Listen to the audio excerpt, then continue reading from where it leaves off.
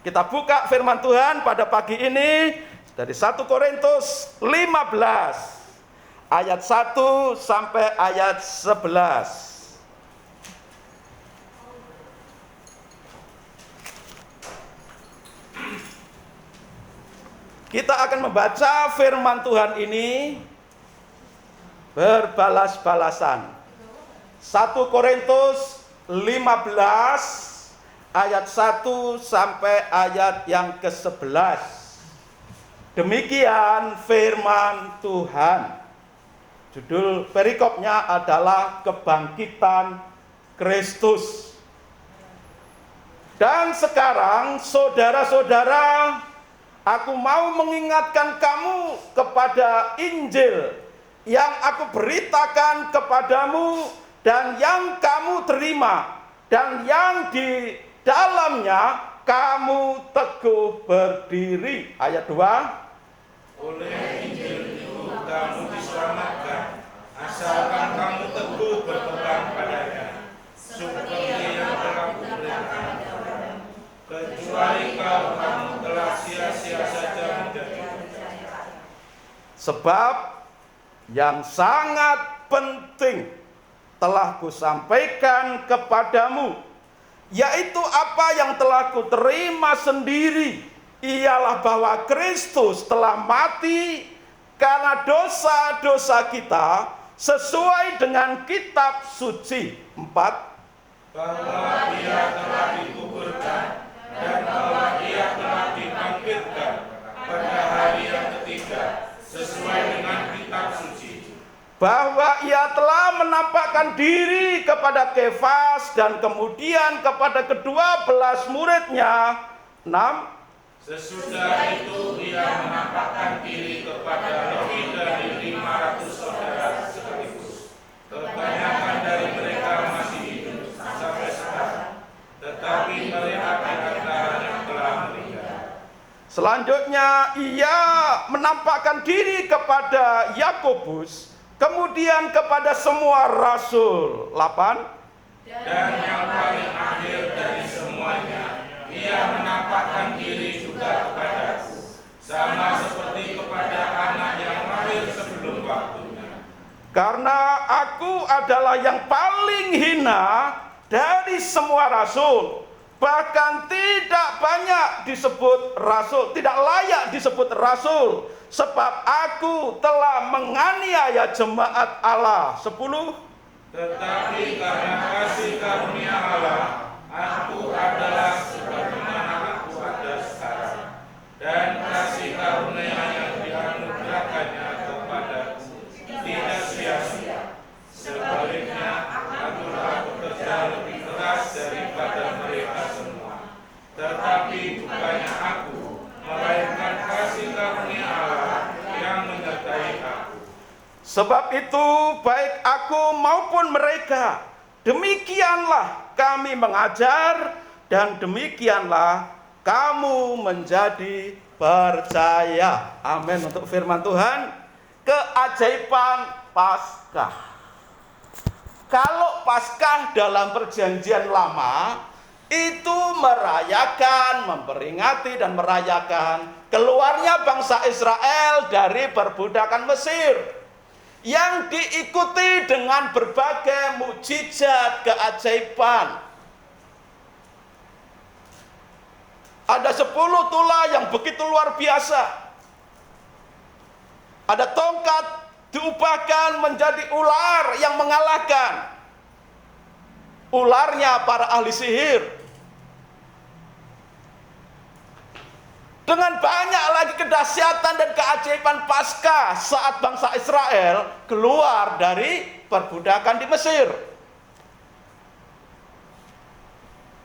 Tetapi Paskah yang kita rayakan hari ini, Paskah kebangkitan Yesus Kristus dari kematian, itu juga memiliki kedahsyatan, keajaiban bagi setiap kita yang percaya di dalam Tuhan Yesus Kristus.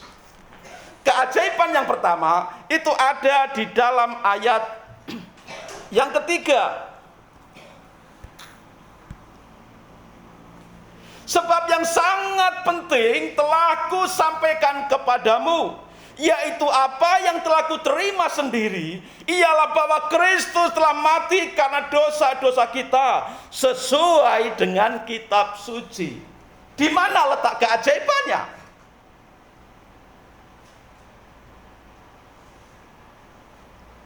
Ada kepastian pengampunan dosa karena semua dosa kita sudah ditanggung Yesus Kristus melalui karya salib. Saudara bisa sebutkan nabi mana, orang suci mana yang memberi jaminan keselamatan dengan pasti kepada pengikutnya? Yang tahu silakan ditunjukkan. Nabi mana? Orang suci mana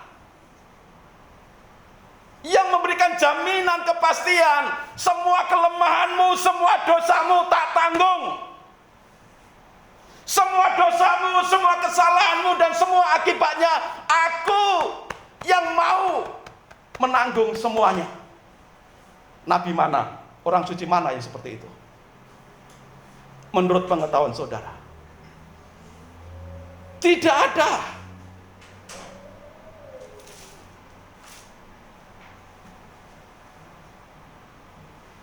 Menurut ilmu kepemimpinan, kesalahan dari anak buah itu menjadi tanggung jawab dari pemimpin. Tapi mana pemimpin agama? Di mana ada orang suci? Di mana ada nabi yang mau menanggung kesalahan dosa umatnya, pengikutnya, ditanggung dalam hidupnya, supaya umatnya, pengikutnya tidak bersalah? Tidak ada, saudara.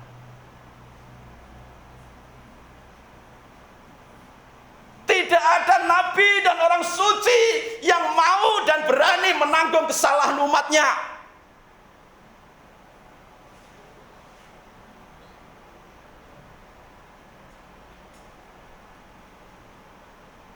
Tapi Yesus melalui karya salib, melalui peristiwa Jumat Agung, Jumat penderitaan, Jumat kematian Tuhan Yesus di atas kayu salib lalu dikuburkan. Itu bukti nyata. Ada satu pribadi, sosok pemimpin yang bertanggung jawab, yang mau menanggung semua akibat dosa, kesalahan umatnya, pengikutnya. Termasuk saudara dan saya. Semua dosa saudara, semua kesalahan saudara, ketika saudara percaya, ketika saudara beriman kepada Yesus Kristus, maka semua dosa, kesalahan saudara sudah diambil alih oleh Tuhan Yesus.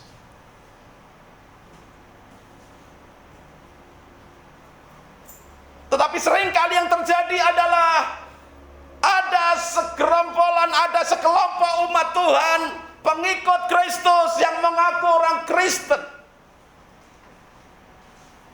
masih merasakan bahwa hidupnya masih diliputi kesalahan, bahwa hidupnya masih diliputi dengan dosa yang begitu banyak, begitu menggunung, sehingga tidak mengalami kemenangan dan kebebasan selama dia mengaku sebagai orang Kristen. Kenapa begitu, saudara? Saudara, Pak Slamet itu kemana-mana bawa tas ini. Saudara bisa coba angkat, saudara. Cukup berat, saudara. Karena di dalamnya ada Alkitab, ada baju ganti, pakaian pengganti, ada minyak, ada peralatan obeng dan tang. Berat, saudara. Ada beberapa buku juga yang perlu dibaca. Makanya sering putus itu talinya. Kenapa tali tas Pak Slamet kok sering putus? Lalu di motor selalu ada benang dan jarum. Saudara bisa cek di motor saya, di depan itu ada benang hitam dan jarum. Saudara unik kan? Pernah diperiksakan ke dokter gara-gara mata, jauh-jauh sampai ke Surabaya. Tapi kalau Tuhan berkarya bisa. Saudara, sekarang saya membaca Alkitab kan tidak terlalu tersendat-sendat kayak dulu lagi ya. Masih lebih lancar. Masukkan benang, kalau untuk itu, kalau pas lepas masih bisa, saudara. Masukkan benang di jarum. Kok bisa? Ya itu salah satu karya Tuhan. Keajaiban Tuhan. Tetapi yang saya mau ceritakan bukan keajaiban tentang mata saya. Yang diberi kekuatan, dipulihkan oleh Tuhan. Walaupun masih ada, tapi saya percaya Tuhan menyertai dan memberkati mata saya. Karena mata ini untuk membaca firman Tuhan. Yang saya mau ceritakan adalah kenapa sering putus? Itu masalahnya. Padahal kemana-mana bawa motor, ya kan? Karena tas ini kemana-mana yang isinya berat itu selalu digendong. Padahal di motor Vario di depan itu kan bisa diletakkan. Tapi Pak Slamet sama Pak Slamet digendong kemana-mana. Ingat lagu ini Pak Surip? Tak gendong kemana-mana, tak gendong kemana-mana. Tas. Sehingga dengan beban yang berat selalu digendong, yang jadi korban adalah tali tasnya.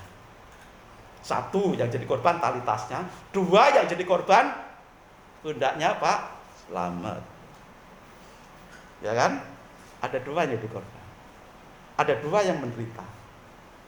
Tasnya, kalau tas bisa menjerit, kalau tas bisa ngomong, dia akan berseru, aduh capek sakit.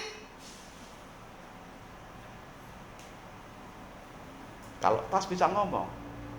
Tapi pundaknya Pak Slamet bisa merasakan, berat juga ya rupanya.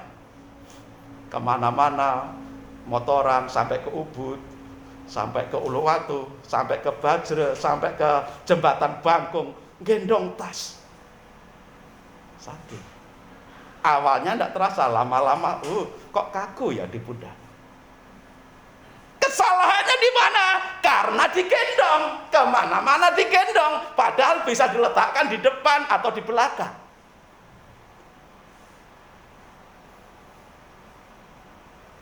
Kalau misalkan tas ini saya letakkan di depan atau di belakang, maka saya bisa kemana-mana tanpa beban, tanpa kesakitan, dan tasnya tidak cepat rusak. Enggak, saudara. Kehidupan Kristen juga, kita juga seperti itu, saudara. Kurangnya kita mempercayai Tuhan, kurangnya kita menyerahkan kehidupan kita kepada Tuhan, sehingga kemana-mana kita merasa dosa ini terlalu berat untuk kita gendong, untuk kita tanggung. Kita kurang percaya bahwa Tuhan Yesus melalui Paskah, Dia sudah menanggung semua dosa, semua kesalahan, semua pelanggaran saudara dan saya, kita semua yang percaya.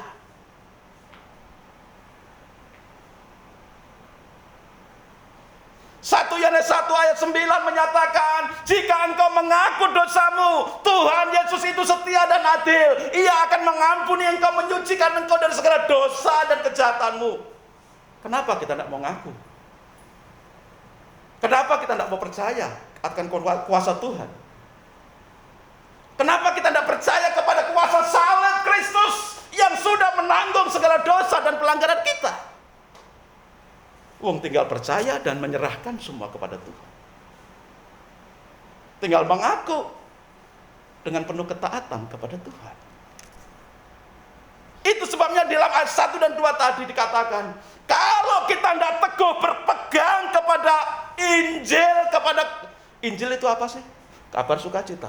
Kabar sukacita mengenai apa? Yesus yang mati dan bangkit mengalahkan maut.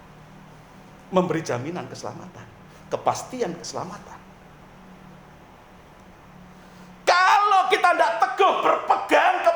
Injil pengharapan yang menyelamatkan itu, maka dikatakan tadi dalam ayat 2, sia-sialah percayamu.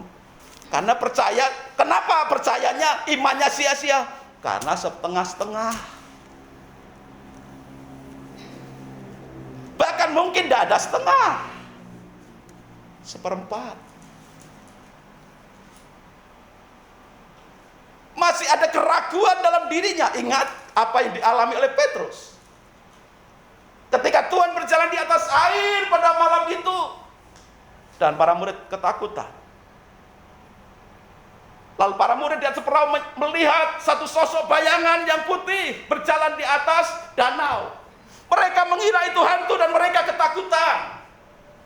Lalu Yesus berkata, ini aku, gak usah takut kamu semua. Aku yang berjalan di atas air ini. Lalu Petrus berkata, Tuhan, kalau itu Engkau Tuhan, suruhlah aku berjalan di atas air. Lalu Yesus berkata, mari berjalanlah di atas air. Dan ketika Petrus mendengar perintah Tuhan Yesus untuk berjalan di atas air, menjumpai Yesus, menyambut Yesus, Petrus turun dari kapal, kakinya masuk ke air dan tidak tenggelam, tapi mengambang dan berjalan di atas air untuk menghampiri Yesus. Tapi firman Tuhan mencatat, begitu Petrus merasakan angin sepoi-sepoi, angin semilir menerpa tubuhnya, dia mulai ketakutan. Seiring ketakutannya, imannya turun. Fokusnya bukan kepada Yesus yang memerintahkan, fokusnya bukan kepada Yesus yang berkuasa, fokusnya kepada semilir angin, sehingga membuat dia takut. Dan seiring ketakutannya, apa yang terjadi saudara? Petrus tenggelam. Lalu Yesus berkata apa? Hei kamu yang kurang percaya. Orang yang kurang percaya, percayanya itu sia-sia, karena dia akan tenggelam dalam kehidupan ini, kalah dalam kehidupan ini, akan terbungkuk-bungkuk dalam kehidupan ini, karena percayanya setengah-setengah, karena masih ada keraguan di dalam dirinya. Maka keajaiban Paskah yang hari ini kita rayakan adalah ada kepastian. Maka patut dan seharusnya kita percaya sepenuhnya, semua dosaku, semua dosamu, semua dosa kita, kalau kita sungguh-sungguh mempercayai Yesus, semua sudah ditanggung oleh Yesus. Alkitab mencatat, Yesus sudah menanggung. Keajaiban Paskah yang kedua, di ayat yang keempat, bahwa ia telah dikuburkan dan bahwa ia telah dibangkitkan pada hari yang ketiga sesuai dengan kitab suci. Bahwa Yesus telah dikuburkan dalam peristiwa Jumat Agung, dan bahwa Yesus telah dibangkitkan pada hari yang ketiga sesuai dengan kitab suci.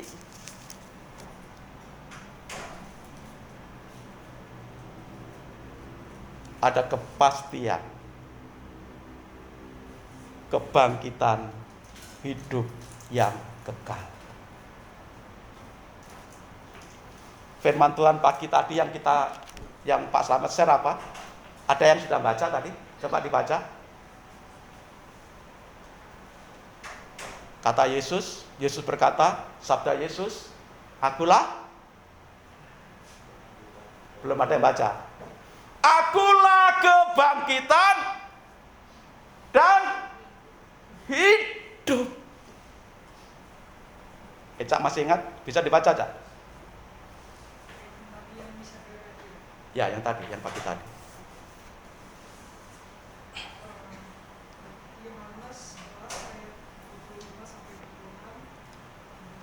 Akulah kebangkitan dan hidup. Barang siapa percaya kepadaku, ia akan hidup kekal, walaupun ia sudah mati. Yang percaya kepadaku tidak akan mati selama-lamanya. Amin. Saudara, ayat itu saya ambil poin tertentu yang sangat kita butuhkan. Jadi kalau kita baca seluruhnya, tidak sesingkat itu. Supaya apa? Karena tingkat penerimaan masing-masing jemaat, masing-masing orang itu berbeda-beda. Saya mencoba mengambil poin pentingnya. Karena penerima firman Tuhan yang setiap pagi itu bukan hanya umat Tuhan. Kalaupun umat Tuhan itu pun ada klasifikasinya. Tapi satu ayat yang Pak Selamat bagikan itu untuk semua. Tapi bukan semua orang yang mau Kristen saja. Saudara, ayat itu juga Pak Selamat bagikan kepada mereka yang belum seiman dengan kita. Itu sebabnya ayat itu harus diambil poin penting supaya baik yang mengaku Kristen maupun yang belum seiman bisa mengambil makna pentingnya. Dan kembali ke firman Tuhan pagi tadi. Yesus katakan, akulah kebangkitan dan hidup. Barang siapa percaya kepadaku, ia akan mendapatkan hidup yang kekal. Walaupun secara tubuh jasmania mati. Ini loh jaminan dari Tuhan Yesus yang kita rayakan dalam Paskah. Kebangkitan Yesus memberi kepastian kebangkitan kita dari kematian fisik ini. Siapa yang akan hidup seterusnya? Tidak mati. Bisa angkat tangan. Yakin aku tidak akan mati? Yakin? Ada yang yakin seperti itu? Semua yang hidup akan mati. Semua makhluk akan mati. Makhluk akan mati. Tanpa kecuali. Termasuk saudara dan saya akan mati. Secara fisik. Dikuburkan. Atau dikremasi. Tetapi janji Tuhan Yesus apa, saudara? Barang siapa yang percaya kepadaku, ia akan hidup kekal, walaupun mati secara fisiknya, mengalami kematian fisiknya. Kenapa begitu? Karena kalimat pertama dibuka dengan akulah kebangkitan dan hidup. Kalau kita percaya Tuhan Yesus, kita akan memiliki kepastian bangkit dari kematian fisik ini, hidup kekal bersama Yesus di surga. Hidup kekal di surga inilah yang dicari oleh banyak orang di dunia ini sepanjang segala abad. Tapi ketika mereka mencari, apakah mereka mendapatkan? Tidak. Hanya Yesus yang memberi kepastian. Saudara bisa tunjukkan sekali lagi kepada kita hari ini. Mana ada nabi atau orang suci yang menyatakan diri kepada umatnya, akulah kebangkitan dan hidup. Nabi mana yang sudah pernah mati lalu bangkit? Henok tidak mengalami kematian, langsung diangkat hidup-hidup. Elia tidak mengalami kematian, diangkat hidup-hidup. Tapi Yesus mati di atas kayu salib, dikuburkan, hari ketiga bangkit sesuai kitab suci katakan. Tepat seperti yang katakan kitab suci. Maka Yesus berkata, akulah kebangkitan dan hidup. Apa pentingnya? Yesus menyatakan akulah kebangkitan dan hidup. Ini sangat penting. Karena memang tidak ada nabi, tidak ada orang suci, tidak ada pemimpin agama yang pernah memproklamasikan kalimat seperti ini. Akulah kebangkitan dan hidup. Barang siapa percaya kepadaku, tidak akan mati, tapi akan hidup kekal. Hanya Yesus yang menyatakan itu.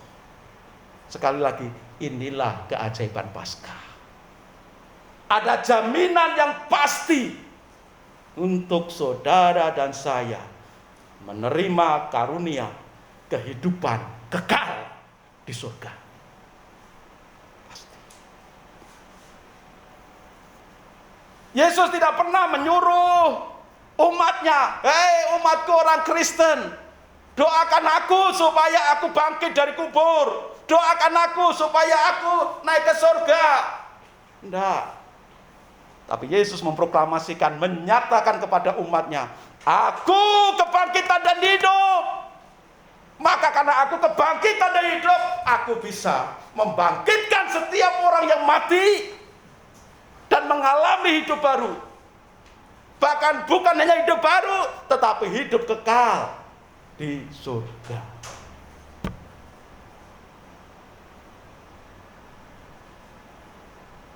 Kita akan mati semua. Tapi ingat, ketika kita mati, menutup mata kita. Kita menutupkan mata kita karena kita mati secara daging, fisik kita. Tapi mata kita akan terbuka di surga. Semua orang akan mati dan menutupkan mata ini, tetapi mata rohani akan akan terbuka di surga, di dalam alam surgawi. Tapi orang yang tidak percaya Yesus tidak akan mengalami kuasa Paskah, keajaiban Paskah yang memberi jaminan kehidupan kekal. Matanya akan tertutup ketika mati, tapi di surga, walaupun mata terbuka, tapi terbuka dalam kesengsaraan kekal di neraka. Keajaiban Paskah yang ketiga, ayat 5 sampai 9, bahwa Yesus telah menampakkan diri kepada Kefas itu Petrus, dan kemudian kepada 12 muridnya. Sesudah itu ia menampakkan diri kepada lebih dari 500 saudara sekaligus. Kebanyakan dari mereka masih hidup sampai sekarang ini, masih hidup sampai ayat ini ditulis maksudnya. Tetapi beberapa di antaranya telah meninggal. Selanjutnya Yesus menampakkan diri kepada Yakobus, kemudian kepada semua rasul, dan yang paling akhir dari semuanya Yesus menampakkan diri juga kepadaku, sama seperti kepada anak yang lahir sebelum waktunya. Karena aku adalah yang paling hina dari semua rasul, bahkan tidak layak disebut rasul, sebab aku telah menganiaya jemaat Allah. Saudara sekalian, ini keajaiban ketiga dari Paskah. Keajaiban ketiga dari Paskah, setelah semua dosa kita dipastikan ditanggung oleh Yesus ketika kita percaya. Lalu yang kedua, kita dipastikan mendapatkan hidup yang kekal, satu hidup penuh pengharapan. Yang ketiga, kepastian bahwa Tuhan akan datang menyertai kita selama kita hidup di dunia ini. Sesudah Yesus bangkit dari kubur, ada para ibu, para wanita yang datang ke kubur. Lalu malaikat Tuhan berkata kepada para ibu itu, ibu-ibu PKK, ibu-ibu Dharma Wanita, ngapain datang ke kubur, mencari orang yang hidup di tempat orang mati? Yesus sudah bangkit.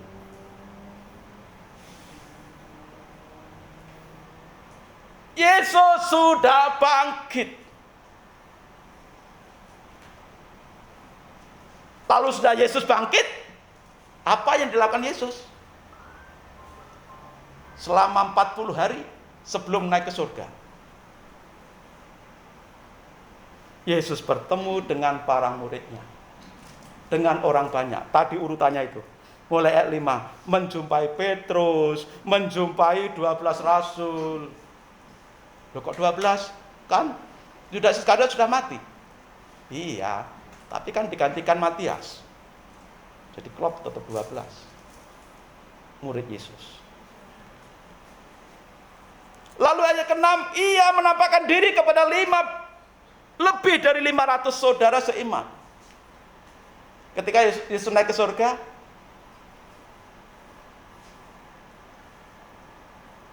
Yesus disaksikan oleh orang banyak, 500 orang lebih.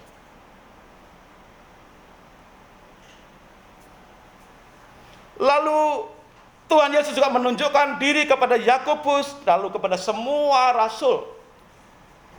Dan Paulus menulis terakhir kepada diriku. Dan sebenarnya kata terakhir kepada diriku, kepada Paulus, ini belum benar-benar berakhir, saudara. Yesus akan terus menjumpai, Yesus terus akan mencari, Yesus terus akan menemui. Menemui siapa? Menjumpai siapa, saudara? Setiap orang yang percaya, setiap orang yang beriman, setiap orang yang taat kepada Yesus. Kalau Yesus sesudah kebangkitannya menemui sekian banyak orang tadi yang disebutkan ayat 5 sampai seterusnya tadi, artinya apa, saudara? Apakah Yesus sekedar menemui mereka? Kangen. Petrus, apa kabar Petrus? Oh, Yakobus, ya apa rek? Sakwise aku disalib mati, piye kabarmu? Apakah sekedar itu saja? Memberi sapaan-sapaan, haheho gitu? Enggak, saudara. Ketika Yesus menjumpai banyak orang seperti yang disebutkan dalam ayat 5 dan seterusnya tadi, Yesus menjumpai mereka tidak sekedar menjumpai, tapi kedatangan Yesus dalam kehidupan mereka dalam rangka untuk menggenapi apa yang Dia janjikan, memulihkan, menyertai setiap orang percaya. Ketika Tuhan Yesus menjumpai Petrus, yang terjadi apa? Terjadi mujizat. Ketika Yesus menjumpai Thomas, yang terjadi apa? Thomas bertobat dan mengalami mujizat. Ketika Yesus menjumpai orang banyak, 500 lebih orang itu, yang terjadi apa? Mereka mengalami sesuatu kegerakan, pembaruan yang luar biasa, terjadi mujizat dan pemulihan. Jadi setelah Yesus bangkit, menjumpai orang-orang percaya, tidak berhenti sampai ke Rasul Paulus, tapi terus Tuhan akan bersama-sama dengan orang-orang beriman. Apakah saudara dan saya termasuk orang beriman itu? Apakah saudara dan saya termasuk orang yang percaya kepada Yesus? Kalau jawabannya ya, aku percaya Yesus. Kalau jawabannya ya, aku beriman, maka yakinlah ada kepastian. Saudara dan saya yang percaya Yesus disertai Tuhan Yesus. Penyertaan Yesus untuk membuat mujizat dalam hidupmu. Penyertaan Tuhan Yesus untuk membuat keajaiban dalam hidupmu. Penyertaan Tuhan Yesus untuk membela kehidupanmu dalam menghadapi hidup sehari-hari. Maka yakinlah, percayalah saudara. Kalau sungguh-sungguh percaya Tuhan Yesus, setiap hari ada mujizat. Setiap hari ada keajaiban. Saya alami itu, saudara. Saudara, sebagai tukang pijat dalam hidup sehari-hari, pernah suatu saat saya tidak ada uang, lalu ada yang order pijat, dan biasanya orang ini, langganan ini, memberikan lebih. Kalau tarifnya 85.000, dia selalu memberi lebih. Dan ketika tidak ada uang, lalu orang ini order, nelpon, harapan saya, lumayan ini, dapat lumayan ini, kan gitu, saudara. Tapi begitu datang, lalu mijet, jauh seperti harapan yang saya harapkan, seperti yang saya harapkan. Dapatnya tidak sampai separuh, dapatnya cuma 1/4 dengan kalimat begini, Pak, uang saya cuma ini.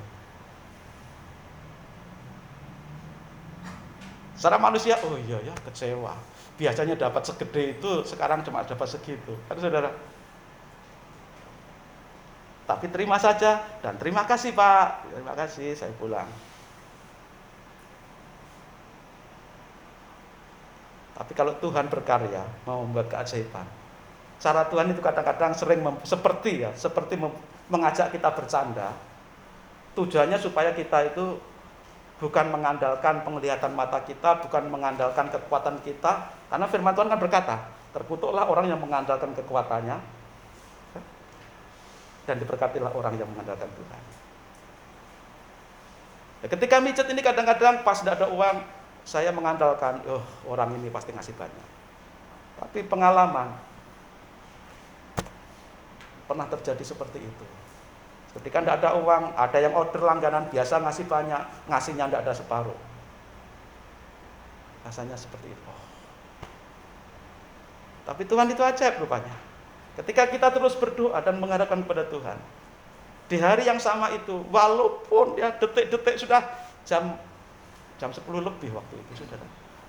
Tiba-tiba ada orang nelpon, minta pijat, berangkat, saudara.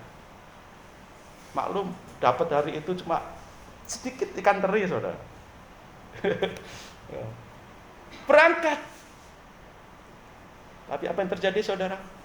Ini terjadi sebaliknya. Kuli bangunan, langganan juga. Biasanya ngasihnya ngepas. Tapi hari itu saya dikasih double, lalu diajak dimakan di rumahnya karena dia beli double juga. Diajak makan, diajak ngopi, diberi double. Dia katakan, "Pak, hari ini saya ada rezeki. Uang saya yang sekian minggu ya ditahan, sekarang ambrol semua, saya terima semua hari ini. Saya bersukacita, saya mau berbagi rezeki ini, Pak." Saudara, hitung. Ya. Oh, ternyata sama saja ya. Kalau dihitung, dijumlahkan mijet yang pagi tadi sama yang malam sekali ini, jumlah uangnya sama yang didapatkan, tapi plus dapat makan dan ngopi dapat pasti. Dapat makan. Artinya apa? Selalu ada rezeki dari Tuhan. Dan cara Tuhan itu jangan selalu kita anggap, pastilah orang ini pasti dapat sumber penghasilan yang Tuhan gerakkan. Enggak. Jangan andalkan kekuatanmu, jangan andalkan orang ini, orang itu, tapi andalkan Tuhan. Karena Tuhan banyak cara untuk bisa memberkati kita. Biasanya kita hanya terfokus kepada orang tertentu yang biasa memberi banyak. Tapi ada saatnya Tuhan mengajar kita agar kita beriman betul, dengan betul kepada Tuhan, sumber segala berkat. Kalau kita mengandalkan Tuhan sebagai sumber pertolongan yang menyertai kita, maka Tuhan tidak pernah mengecewakan, dan selalu cara Tuhan itu cara yang membuat kita terkagum-kagum, saudara. Cara Tuhan tidak selalu sama untuk memberkati kita. Maka pengalaman dulu pernah diberkati Tuhan dengan cara seperti itu. Jangan itu dilekatkan terus dalam pikiran. Prinsipnya saja dipegang. Andalkan Tuhan, itu prinsipnya. Percaya saja kepada Tuhan sumber segala berkat. Masalah caranya dari mana Tuhan berkati kita, Tuhan yang akan atur kok. Melalui siapa yang Tuhan perintahkan untuk memberkati kita, Tuhan akan atur. Tidak selalu melalui orang yang sama. Dan dari itu saya tetap mendapatkan jumlah yang rata-rata hari itu yang sama pada hari itu. Tidak berkurang. Tapi saya rasakan, Tuhan sedang ngajak bercanda sama saya. Tuhan sedang mengajari saya untuk tidak bergantung berharap pada manusia A, manusia B. Tuhan sedang mengajari saya untuk tidak berharap kepada pengalaman-pengalaman rohani tentang kuasa Tuhan. Tuhan sedang mengajar kepada saya untuk mengandalkan Tuhan dan percaya kepada kuasa Tuhan yang menyertai. Dan ketika Tuhan menyertai itu, punya terlalu banyak cara untuk memberkati dan menolong kita. Dan caranya tidak selalu sama. Mungkin ada yang sama, tapi tidak selalu sama. Keajaiban Paskah yang pertama, dosa kita ditanggung Yesus. Beres, saudara. Keajaiban Paskah yang kedua, kita diberi kepastian hidup kekal. Keajaiban Paskah yang ketiga, Tuhan datang menjumpai kita, menyertai kita. Dan kalau Tuhan menyertai, yakinlah Tuhan akan menolong dan memberkati kita. Amin, saudara. Kalau kita mengamini ayat terakhir kita baca di ayat yang ke-58. 1 Korintus 15 ayat 58.